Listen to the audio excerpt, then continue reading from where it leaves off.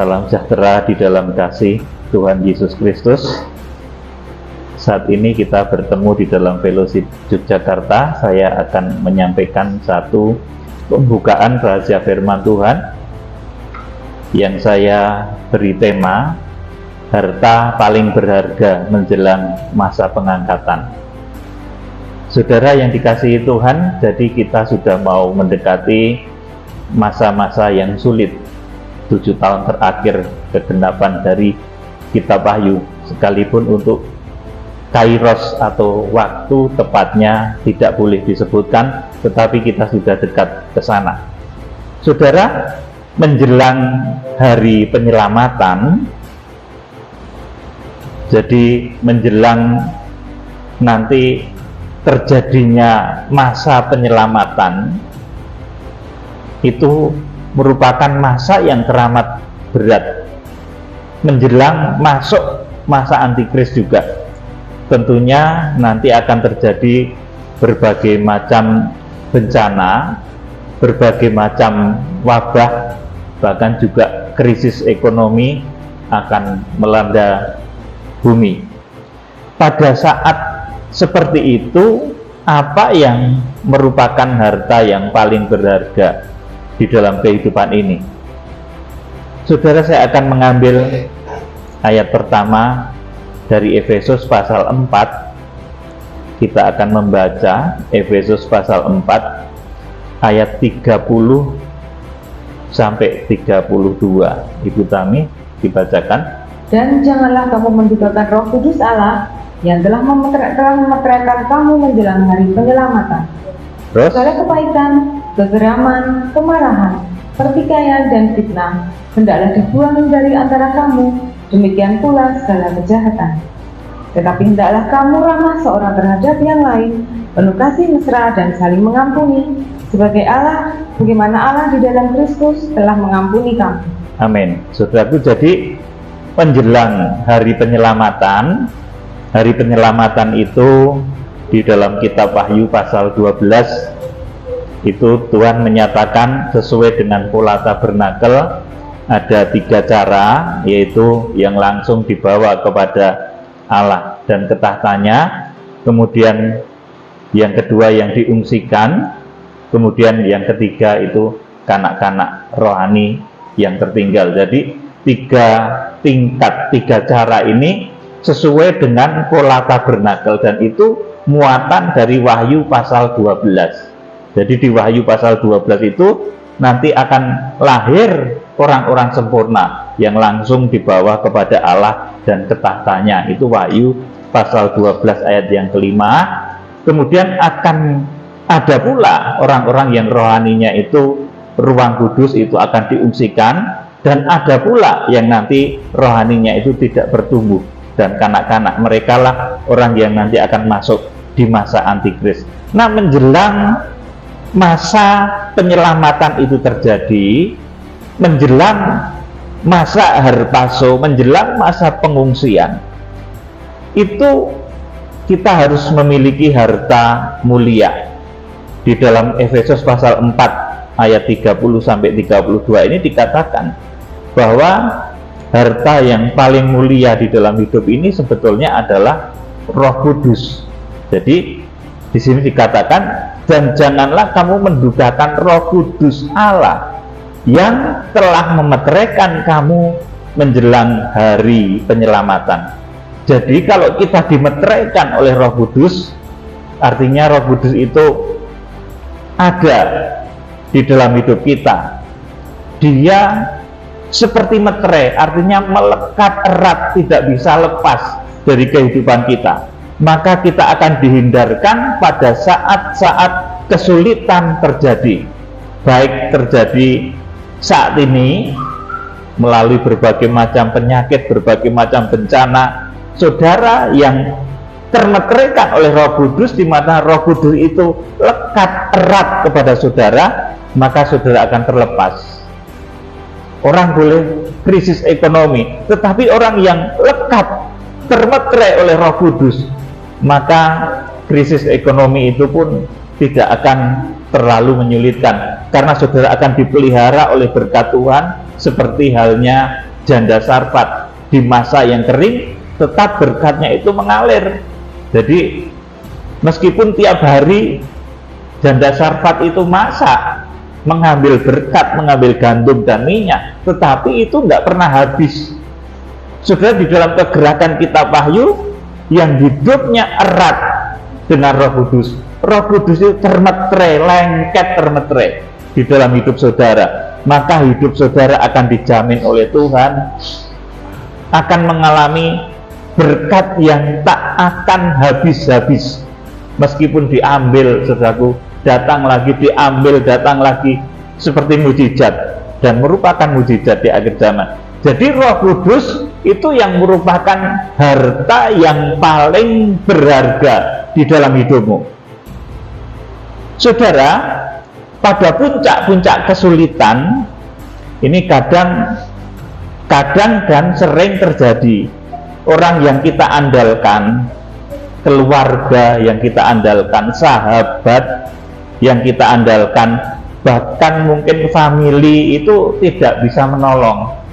Ini bukan cerita omong kosong, tetapi ini banyak terjadi, saudaraku. Pada puncak-puncak kesulitan, orang yang kadang kita andalkan itu merupakan saudara, family, sahabat karib, itu tidak bisa menolong pada saat puncak-puncak kesulitan.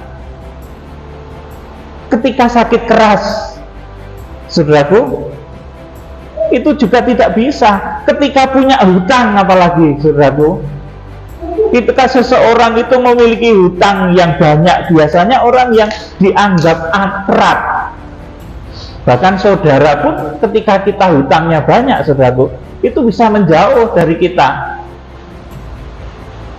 Dan ini banyak terjadi, saudaraku. Ketika seseorang itu hutangnya jauh, orang yang dianggap hutangnya itu banyak, orang yang dianggap itu diandalkan atau dekat itu malah menjauh. Saudara, saya akan memberi sedikit kesaksian ya. Saya sendiri ini pernah mengalami masa kesusahan. Jadi saya sendiri ya saudara, saya sendiri itu pernah mengalami masa yang sulit, masa yang susah. Dan yang dipakai oleh Tuhan untuk menolong itu justru orang yang tidak pernah saya duga.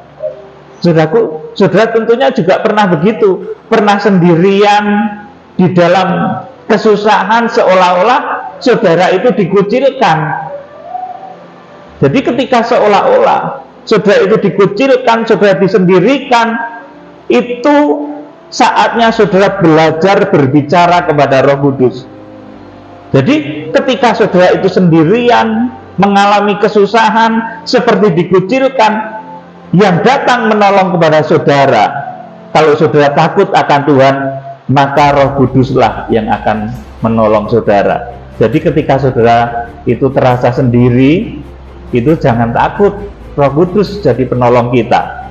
Roh Kudus yang menjadi penolong saudara. Saudara, ini saya mengambil kisah para nabi, para rasul, itu tidak pernah menerima yang namanya wahyu itu bareng-bareng. Pasti saat susah dan saat sendiri. Jadi ketika saudara itu susah dan sendiri, apalagi saudara itu takut akan Tuhan, lihat di sana ada rencana Tuhan yang sedang bekerja.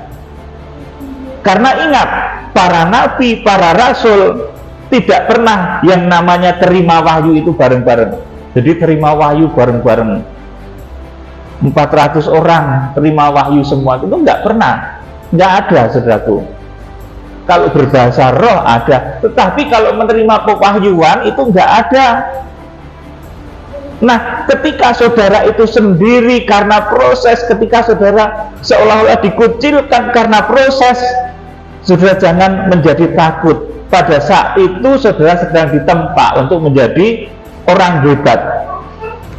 Saat seperti itulah proses belajar komunikasi dengan Tuhan itu terjadi. Jadi ketika saudara itu nggak bisa cerita-cerita lagi, curhat, maka saudara akan curhat pada Tuhan, dan ini hasilnya dahsyat.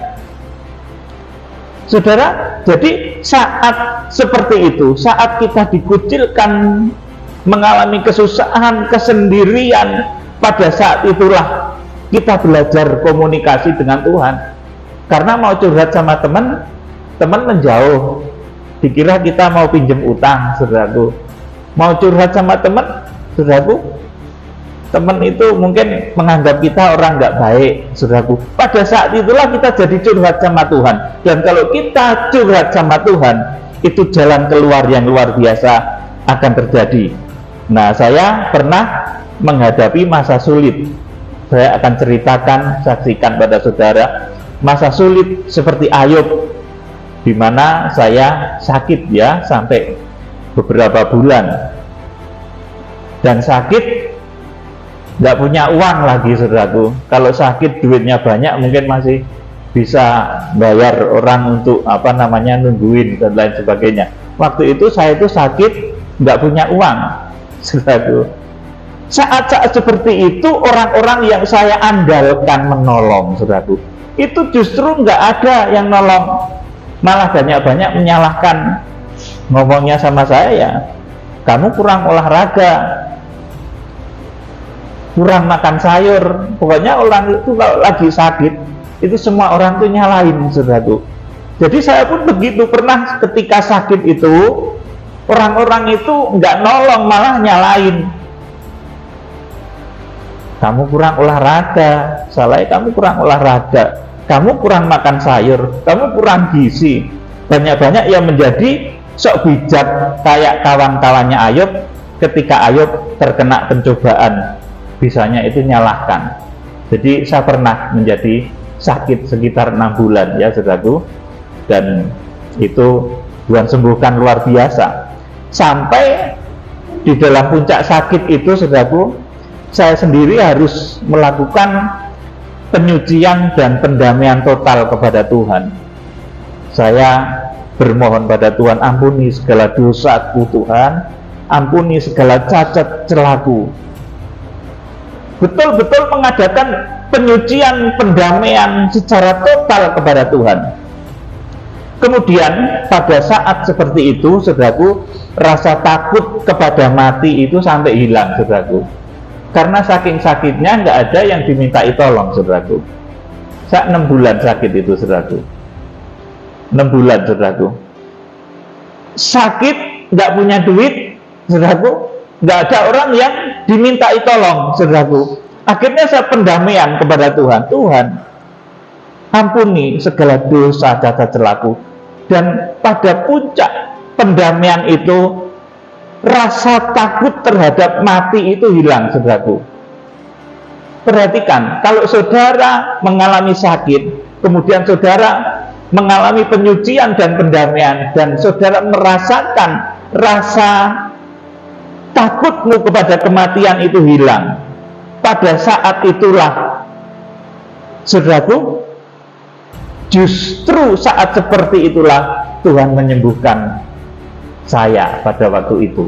Jadi saya itu sakit 6 bulan, saudaraku. Hampir jalan dekat 10 meter aja sudah lemes, minta ampun, saudaraku. Dan pada waktu itu nggak punya duit, saudara, nggak punya duit. Orang-orang yang saya andalkan untuk menolong nggak bisa menolong, saudaraku. Bahkan orang-orang rohani pun saya sambat, senyum malah ditegur saya, saudaraku.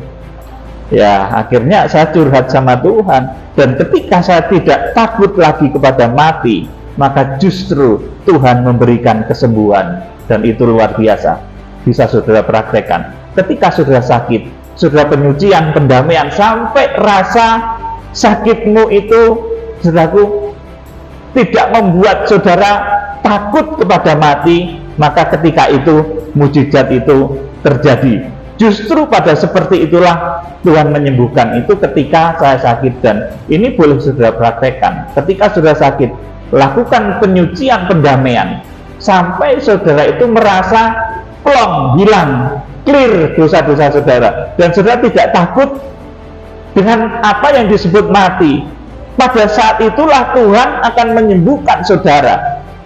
Bisa ini saudara praktekkan dengan sungguh-sungguh, jangan untuk mencobai, tetapi dipraktekkan dengan sungguh-sungguh. Nah, ini ketika menghadapi sakit penyakit, jadi jurusnya begitu. Saya juga pernah punya masalah ekonomi, ya saudaraku. Ini saya bersaksi, ada 2 kesaksian tentang saya sakit. Saya pernah punya masalah ekonomi. Saya itu pernah punya utang bank ratusan juta lah kira-kira, saudaraku. Karena dulu itu saya punya bisnis, ya. Dan ketika saya harus melayani Tuhan ini, bisnis saya itu bukan berada di posisi yang terpuruk, itu enggak. Justru di posisi yang bagus. Tetapi memang Tuhan suruh saya untuk full melayani dia. Ya saya akhirnya mau. Saudaraku, saya juga pernah punya utang bank ratusan juta lah kira-kira, saudaraku. Karena dulu saya kan bisnis, untuk modal bisnis itu saya utang bank gitu loh, saudaraku. Nah, ketika saya benar-benar terpuruk, itu teriak pada saudara pun, saudara itu nggak mau, saudara yang saya anggap baik itu nggak mau nolong. Orang-orang kaya yang saya kenal, saudaraku, yang saya andalkan, ketika saya datang pun nggak mau, saudaraku, bantu melunasi utang. Jadi kalau orang itu sedang punya utang, saudaraku, deket sama orang itu dijauhi, saudaraku. Tetapi ini ada resepnya. Jadi dulu saya pernah punya utang, ya, ratusan juta tadi, nggak banyak, saudaraku, nggak miliaran, tapi ratusan juta. Karena dulu saya ada bisnis, kemudian ada utang sama bank. Nah, ketika saya benar-benar terpuruk, saya teriak pada saudara pun juga nggak dibantu. Kepada family, maksud saya. Teriak kepada kawan yang saya anggap kaya, juga tidak didengar. Saat semua jalan buntu, maka saya kemudian teriaknya kepada Tuhan, saudaraku. Dan Tuhan menegur saya, panggilanmu itu kan pelayanan, kenapa kamu kesana kemari bisnis? Saudaraku, akhirnya saya berdoa, Tuhan, ini betul-betul jalan buntu, nggak ada jalan lagi Tuhan. Saya punya mobil dulu, Livina, mobil saya itu pun kredit, saudaraku. Namanya mobil kredit kan itu kan rusak sedikit, khawatirnya minta ampun, saudaraku. Jadi punya utang, saudaraku, untuk melunasi itu teriak pada kawan, teriak pada orang kaya yang saya anggap bisa menolong, itu nggak didengar, malah saya dijauhi. Nah, saat semua jalan buntu, saya akhirnya teriak pada Tuhan, dan akhirnya Tuhan itu betul-betul kirimkan berkat kepada saya. Saya waktu itu bilang, Tuhan, kalau berkat dari pelayanan ini bisa mencukupi, bisa mengentaskan saya dari masalah ini, saya betul-betul akan full timer melayani Tuhan sepenuh tubuh jiwa roh saya. Akhirnya, saudaraku, Tuhan kirimkan malaikat untuk melunasi hutang-hutang saya. Sampai saat ini pun saya nggak ngerti itu yang nyauri hutang saya itu siapa. Saya nggak tahu itu, saudaraku. Tapi saya yakin itu utusan Tuhan, itu malaikat Tuhan. Nah, dari 2 pengalaman ini, maka justru bukan orang yang saya andalkan yang menolong saya, tetapi melalui orang anonim. Saat ini saya cari, nggak ketemu orang itu, saudaraku. Ya saya anggap aja itu pertolongan malaikat. Saya yakin, dan saya yakin betul bahwa itu malaikat Tuhan yang diutus untuk menolong saya, untuk menegakkan pelayanan kegeratan, supaya saya tidak terikat lagi dengan beban-beban dunia, supaya saya tidak terikat lagi dengan beban-beban yang menyusahkan pikiran. Saya yakin itu malaikat yang diutus Tuhan, sebab sampai sekarang saya tidak pernah bisa temukan siapa orang yang lunasin hutang saya yang ratusan juta itu.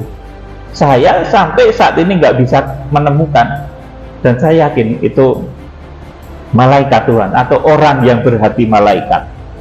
Nah, saudara, jadi ketika kita itu sendiri, dikucilkan, dianggap kita itu aneh lah, saudaraku. Padahal kita betul-betul mentaati firman Tuhan. Saudara sedang diajar untuk memperoleh mujizat-mujizat besar, baik di dalam kesembuhan, dalam mujizat berkat dan lain-lain. Kita akan belajar dari kisahnya Yusuf ya.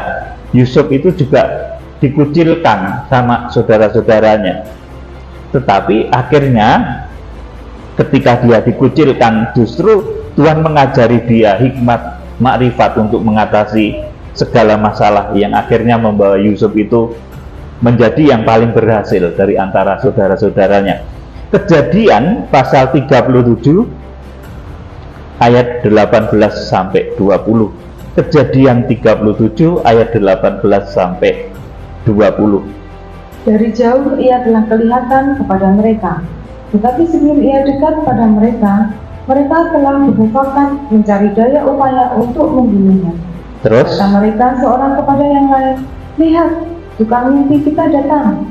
Sekarang marilah kita bunuh dia dan kita lemparkan ke dalam salah satu sumur ini, lalu kita katakan, seekor binatang buas telah menerkamnya, dan kita akan lihat nanti bagaimana jadinya mimpinya itu. amin. Jadi Yusuf ini orang yang sukses di antara saudara-saudaranya.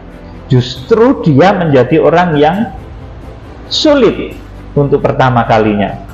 Dia dikucilkan, dia diasingkan, dia dianggap orang yang tukang mimpi, tukang ngibul, saudaraku, tukang mimpi, halu dan lain sebagainya, saudaraku. Karena Yusuf itu punya visi, saudaraku. Dan visi Tuhan itu kalau bekerja luar biasa. Jadi ketika kita itu dikucilkan, ketika kita itu seolah-olah sendiri, saudaraku, bukan karena kita berbuat jahat, saudaraku, tetapi karena kita taat firman Tuhan, kita mendapat visi dari Tuhan, kita menegakkan kebenaran, kita dikucilkan kayak Yusuf, saudaraku. Saudara jangan takut, Tuhan akan menjadi penolong bagi saudara. Jadi ini rahasia dari perjalanan hidup Yusuf. Karena dia memiliki visi yang besar, akhirnya dia dimusuhi oleh banyak orang. Jadi banyak ya orang-orang yang berhasil sukses saat ini dulu karena punya visi. Dan ketika dia punya visi di awal itu, sering orang mencibir, mengkucilkan dan lain sebagainya. Sekarang kita akan belajar dari Nabi Daniel. Nabi Daniel pun mendapat wahyu itu bukan saat berame-rame, saudaraku, tetapi saat sendiri. Kita akan melihat Daniel pasal 10 ayat 1 sampai 9. Nah, di sini kita akan belajar bahwa ternyata saat sulit terjadi, saat sendiri, saat kita dikucilkan, saudaraku, itu yang menjadi penolong adalah Roh Kudus. Maka Roh Kudus itu nanti menjadi harta yang paling berharga di dalam hidup kita. Ya, kita baca Daniel pasal 10 ayat 1 sampai 9. Penglihatan Daniel di tepi sungai Tigris. Ya. Pada tahun ketiga pemerintahan Kores, raja orang Persia, suatu firman dinyatakan kepada Daniel yang diberi nama Belsasar. Firman itu benar dan mengenai kesusahan yang besar. Iya, ini mengenai kitab Wahyu ya, mengenai akhir zaman. Terus? Maka dicamkannya lah firman itu dan diperhatikannya lah penglihatan itu.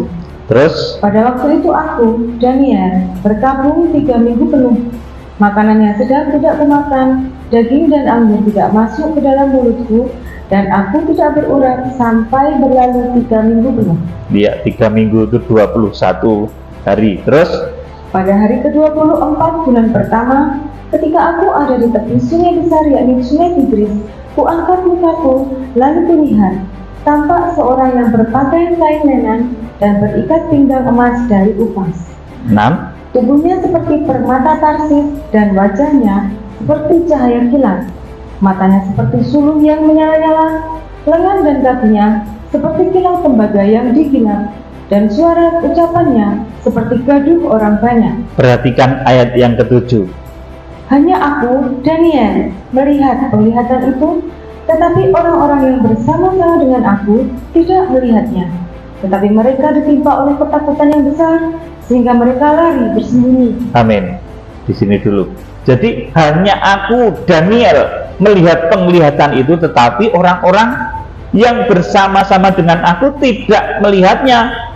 Tetapi mereka ditimpa oleh ketakutan yang besar sehingga mereka lari bersembunyi. Jadi wahyu itu, saudaraku, datangnya selalu ketika seseorang itu dalam posisi yang sendiri, dikucilkan, sengsara. Dan pada saat sengsara, dikucilkan, sendirian itu, yang menjadi harta termulia ternyata adalah Roh Kudus. Roh Kudus yang membuat Yusuf berhasil, Roh Kudus yang membuat Daniel menerima wahyu. Terus, demikianlah aku tinggal seorang diri. iya, seorang diri. Terus, ketika aku melihat penglihatan yang besar itu, hilanglah kekuatanku. Aku menjadi pucat sama sekali dan tidak ada lagi kekuatan padaku. Terus, Lalu ku dengar suara ucapannya, dan ketika itu aku mendengar suara ucapannya itu, jatuh pingsanlah aku tertelungkup dengan mukaku ke tanah. amin. Jadi ada beberapa kesaksian ya tadi. Yusuf itu juga di dalam kesendirian, kesengsaraannya, maka harta yang paling mulia adalah Roh Kudus. Demikian pula ketika Daniel, saudaraku, ini mendapat pewahyuan. Di dalam kesengsaraannya dia berpuasa 3 minggu, dan tepatnya hari yang ke-24 mendapatkan wahyu, dan itu seorang diri. Ketika kesulitan mendera seseorang oleh karena ketaatannya kepada firman, dia dikucilkan.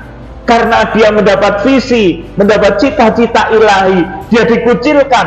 Maka yang menjadi kekuatannya, harta mulianya adalah Roh Kudus. Sebab kalau manusia nggak bisa diandalkan, saudaraku, tetapi Roh Kudus itu yang menjadi jaminan sampai kita memperoleh segala sesuatu yang diberikan kepada Tuhan kepada kita melalui visi dan melalui firman. Sekarang kita akan belajar dari Rasul Yohanes di dalam kitab Wahyu. Ini juga sendiri Rasul Yohanes ketika mendapat wahyu itu. Jadi mendapat wahyu itu nggak rame-rame ya, 400 orang mungkin ya, saudaraku, berkumpul bareng-bareng dapat wahyu semua ya, tidak, saudaraku. Apalagi wahyu yang spesial, yang mengupas mengenai detail kronologis akhir zaman, yang mengupas mengenai dasar-dasar pengajaran. Itu tidak sembarang orang menerima. Kalau ada 400 orang misalkan dipenuhi Roh Kudus, dia berbahasa roh, maka yang mendapatkan pewahyuan itu enggak semuanya. Seperti Daniel tadi, saudaraku, Daniel sendiri ketika dalam sengsara sendiri, maka Roh Kudus menjadi kekuatan orang yang sedang sendiri oleh karena firman dan Roh Kudus. Orang yang sedang dikucilkan oleh karena firman dan Roh Kudus. Kita akan belajar dari Rasul Yohanes.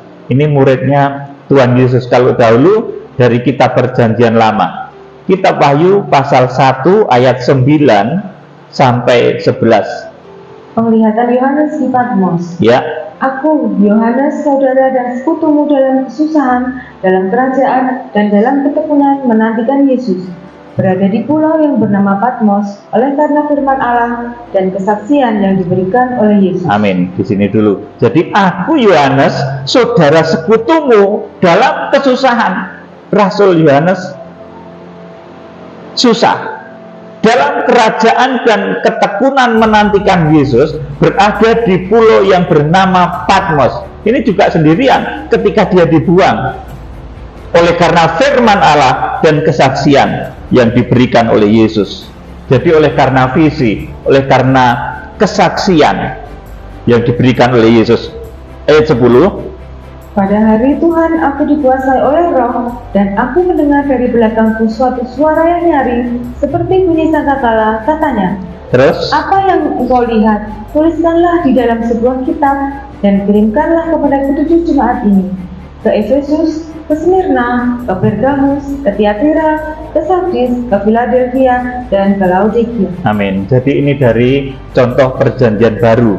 Rasul Yohanes itu mendapatkan wahyu juga bukan ketika rame-rame, tetapi ketika dia sendiri, ketika dia dibuang oleh karena firman Tuhan, oleh karena mentaati kebenaran.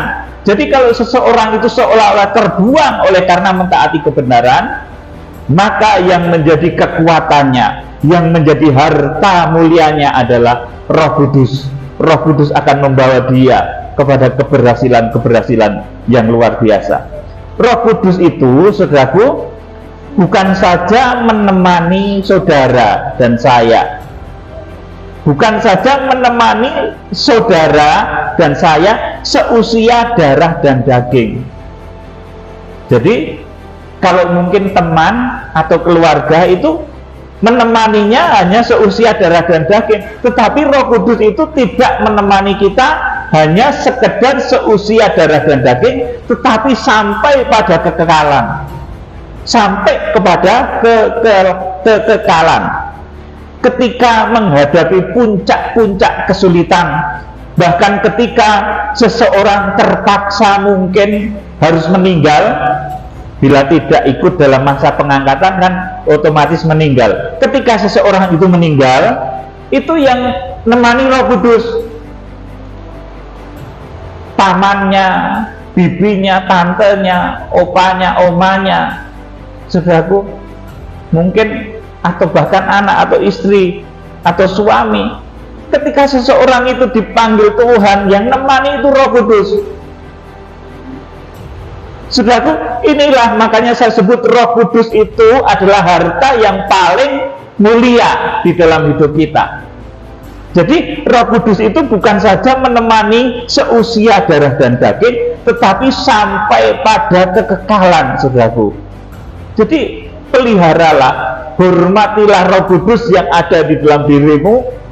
Jangan dukakan Roh Kudus, karena ketika engkau menghadapi puncak-puncak kesulitan, bahkan ketika seseorang terpaksa mungkin harus meninggal bila tidak ikut terangkat, maka Roh Kuduslah yang akan menjadi teman di saat-saat seperti itu. Kita akan membaca pemeteraian Israel, Wahyu pasal 7 ayat 1 sampai 4. Jadi Israel itu nanti dimeteraikan duluan ya, dimeteraikan permanen duluan. Kita akan baca, Roh Kudus menjadi harta mulia bagi bangsa Israel nanti sebelum atau menjelang hari penyelamatan, seperti pada Efesus yang sudah kita baca di awal tadi. Itu di Efesus pasal yang keempat tadi, itu menjelang hari penyelamatan, maka Roh Kudus itu akan memeteraikan. Nah, sekarang kita akan membaca pemeteraian Israel menjelang hari penyelamatan. Wahyu pasal 7 ayat 1 sampai ke-4. Orang-orang yang dimeteraikan dari bangsa Israel. Iya, jadi Israel dimeteraikan dulu. Terus kemudian daripada itu, aku melihat 4 malaikat berdiri pada keempat penjuru bumi, dan mereka menahan keempat angin bumi, supaya jangan ada angin bertiup di darat, atau di laut, atau di pohon-pohon. amin. Saudaraku, saya terangkan. Ini akibat ulahnya, bukan ulah ya, pekerjaan dari malaikat yang menahan keempat angin ini, sampai Israel itu betul-betul susah nanti, saudaraku. Menderita karena angin yang merupakan sumber penghidupan, angin yang merupakan sumber berkat itu dihentikan oleh 4 malaikat ini. Ini 4 buruh, 4 bintang yang digenggam di tangan kanan Tuhan Yesus Kristus. Tujuannya bukan untuk nyengsarain mereka, tetapi supaya Israel itu bertobat. Dan ketika nanti Israel itu merasa sendiri, saudaraku, pada saat itulah nanti Tuhan baru memeteraikan bangsa Israel. Israel angkat tangan, terjadi penyucian pendamaian yang luar biasa di sana. Nanti Israel kemudian angkat tangan dan menerima Tuhan sebagai Tuhan Yesus sebagai imamat, sebagai imam besar agung, Tuhan Yesus sebagai penyelamat, sebagai penebus, sebagai Mesias yang dijanjikan. Kemudian ayat yang kedua, dan aku melihat seorang malaikat lain muncul dari tempat matahari terbit. Ia membawa meterai Allah yang hidup, dan ia berseru dengan suara nyaring kepada keempat malaikat yang ditugaskan untuk merusakkan bumi dan laut, katanya, Terus, janganlah merusakkan bumi atau laut atau pohon-pohon sebelum kami memeteraikan hamba-hamba Allah kami pada dahi mereka. Dan terus, aku mendengar jumlah mereka yang dimeteraikan itu 144.000 yang telah dimeteraikan dari semua suku keturunan Israel. amin. Jadi nanti di akhir zaman Israel itu juga akan dijepit, akan dikucilkan, saudaraku. Nah, pada saat Israel itu nanti terjepit dan dikucilkan, saudaraku, jadi lewat kegerakan kuda putih, kuda merah, kuda hitam, kuda kelabu, itu nanti akan membuat Israel itu kejepit. Terjepit dari hal ekonomi, terjepit peperangan, saudaraku, terjepit kesulitan hidup yang begitu luar biasa. Akhirnya nanti bangsa Israel itu akan tahu, ketika dia terjepit, tidak ada lagi meminta tolong, saudaraku, tidak bisa lagi meminta tolong. Akhirnya pada saat itu terjadilah pemeteraian terhadap bangsa Israel. Nanti kegerakan kuda putih, nanti targetnya adalah memeteraikan bangsa Israel. Nah, saya merindukan kita dipakai menjadi alat, meskipun kita ini hanya hamba-hamba Tuhan yang kecil, hamba-hamba Tuhan yang sederhana, bukan terlahir dari istana yang mewah, kita lahir di kandang yang sederhana, di tempat yang sederhana, tapi saya berdoa nanti kita akan dipakai untuk menabuh genderang kegerakan kuda putih untuk menjangkau bangsa Israel, pemeteraian bangsa Israel. Jadi ketika bangsa Israel nanti dihipit, dikucilkan, saudaraku, justru nanti terjadi pemeteraian. Kemudian kita juga akan melihat pemeteraian terhadap gereja seluruh penjuru bumi. Ini Wahyu pasal 8 ayat 1 sampai 5. Nanti setelah pemeteraian terhadap gereja seluruh penjuru bumi itu digambarkan nanti surga sunyi senyap setengah jam lamanya. Nah, pemeteraian terhadap gereja seluruh penjuru bumi ini ibarat dahulu pernah ada, saudaraku. Ini ibarat Maria yang bertemu dengan malaikat Gabriel yang memberitahu bahwa sebentar lagi Maria akan melahirkan Tuhan Yesus Kristus. Demikian pula pemeteraian terhadap seluruh gereja di penjuru bumi yang ditandai dengan sunyi senyap setengah jam itu memberitahu kepada gereja di seluruh penjuru bumi bahwa sebentar lagi gereja Tuhan akan melahirkan karya puncak di akhir zaman, yaitu melahirkan orang-orang sempurna. Kalau dulu ini Maria, ya. Jadi kalau dulu 2000 tahun yang lalu ini Maria bertemu dengan malaikat Gabriel. Di Wahyu pasal 8 ayat 1 sampai 5, ini pemeteraian terhadap gereja Tuhan ini digambarkan nanti membuat surga itu sunyi senyap setengah jam lamanya. Dan di sana ada satu berita rahasia bahwa tidak akan lama lagi gereja Tuhan akan melahirkan karya puncak di akhir zaman, yaitu melahirkan seorang anak laki-laki yang akan menggembalakan segala bangsa dengan gada besi. Kita baca Wahyu pasal 8 ayat 1 sampai yang kelima. Meterai yang ketujuh. Ya. Dan ketika anak domba itu membuka meterai yang ketujuh, maka sunyi senyaplah di surga kira-kira setengah jam lamanya. Amin. Saya terangkan di sini.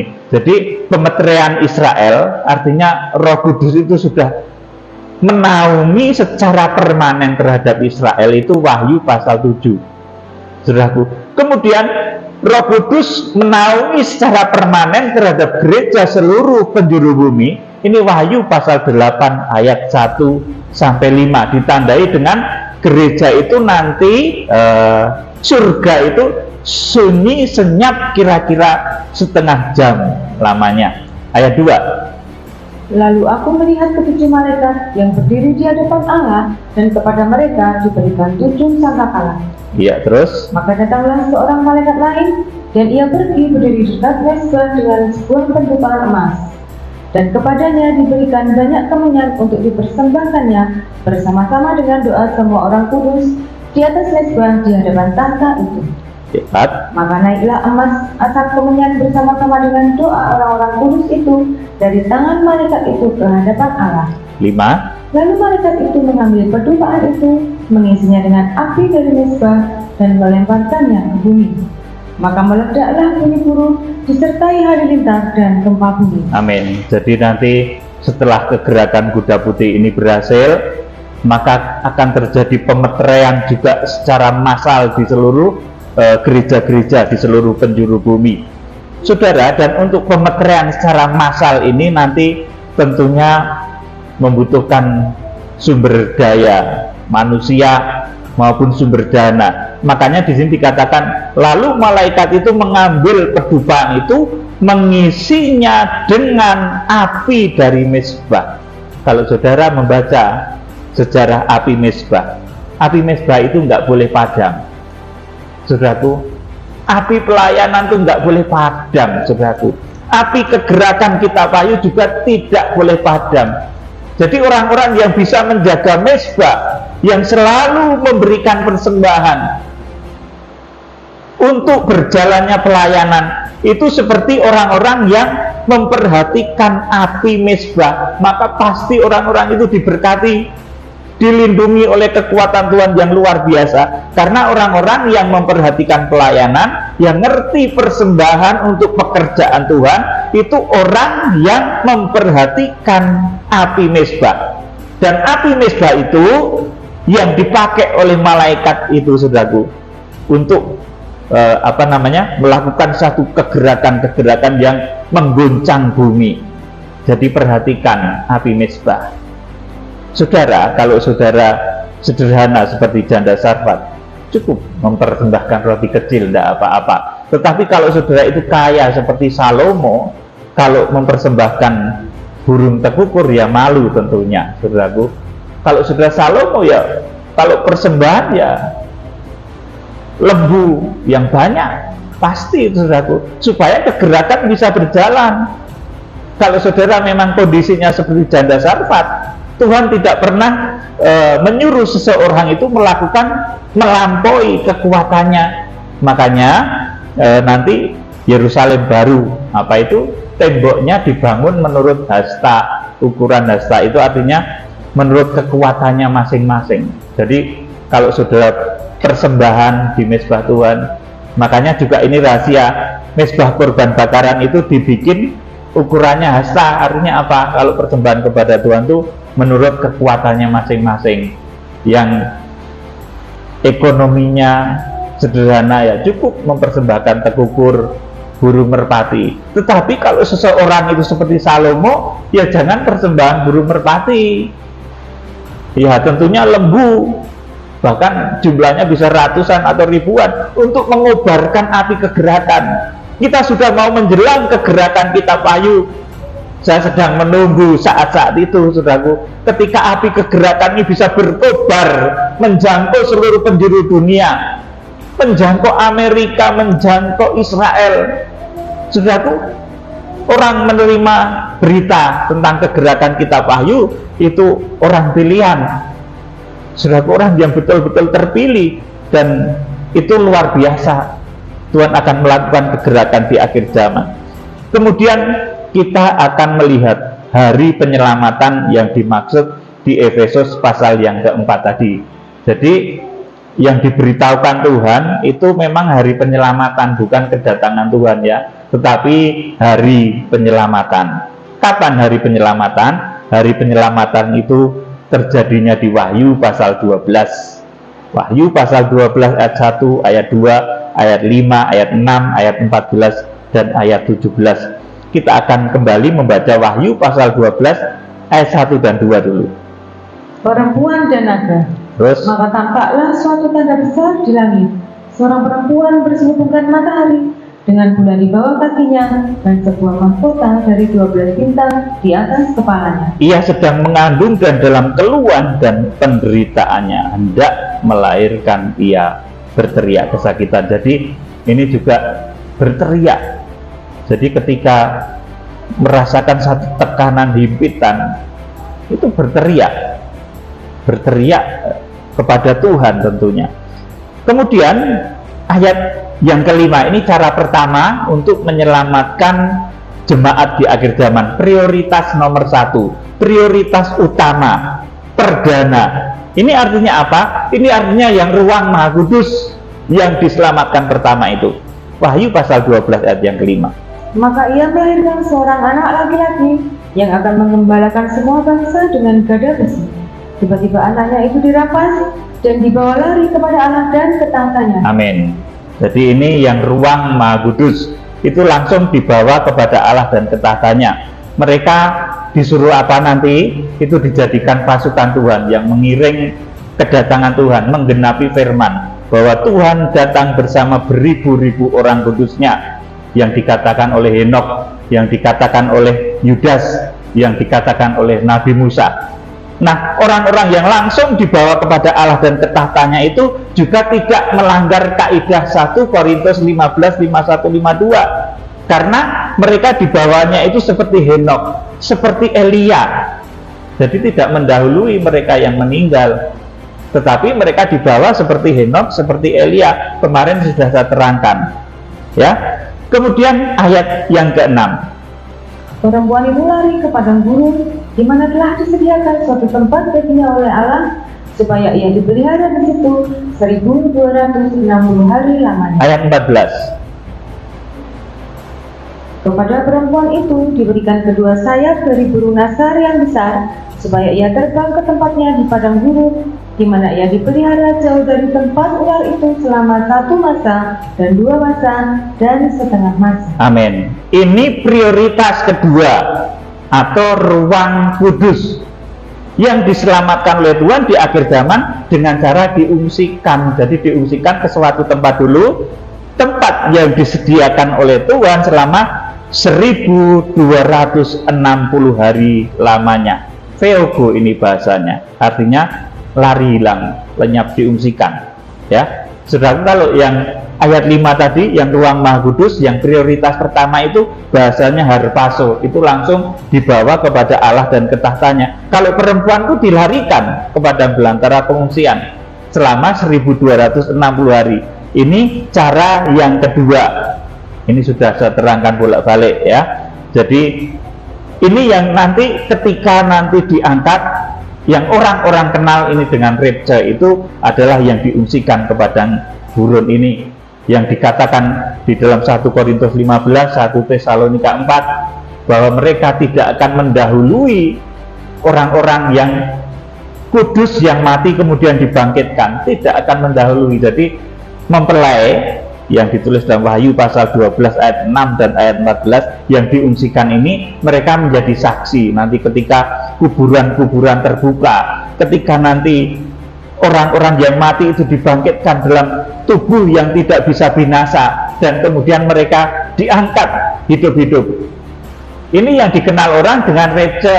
Kalau yang Wahyu pasal 12 ayat yang kelima itu pengangkatannya seperti Henokh, seperti Elia, dan jumlahnya tidak banyak. Dijadikan pasukan Tuhan yang menggenapi bahwa Tuhan datang bersama beribu-ribu orang kudus, bersama puluhan ribu orang kudus. Ini cara yang kedua. Kemudian yang terakhir ini kepada yang rohaninya kanak-kanak, tidak pernah bertumbuh di dalam iman, maka orang Kristen pun akan diizinkan tertinggal. Kita akan baca Wahyu pasal 12 ayat yang ke-17. Maka marahlah naga itu kepada perempuan itu, lalu pergi memerangi keturunannya yang lain, yang menuruti hukum Allah dan memiliki kesaksian Yesus. Amin. Jadi orang yang rohaninya tidak bertumbuh, dia disebut keturunan yang lain, atau ini benih dari wanita itu, benih yang lain yang menuruti hukum-hukum Allah dan memiliki kesaksian Yesus. Ini ya orang Kristen tapi kekristenannya tidak sungguh-sungguh, kanak-kanak rohani terus. Yang dipikirkan kalau kanak-kanak itu apa toh? Mainan, saudaraku. Sebetulnya keindahan dunia ini cuma mainan, saudaraku, supaya orang-orang itu senang. Tapi kita jangan terikat, ya. Makanya saudara yang ingin harpaso, ingin diungsikan, saudara jangan terikat dengan mainan, dengan keindahan dunia. Ya, keindahan dunia ini mainan.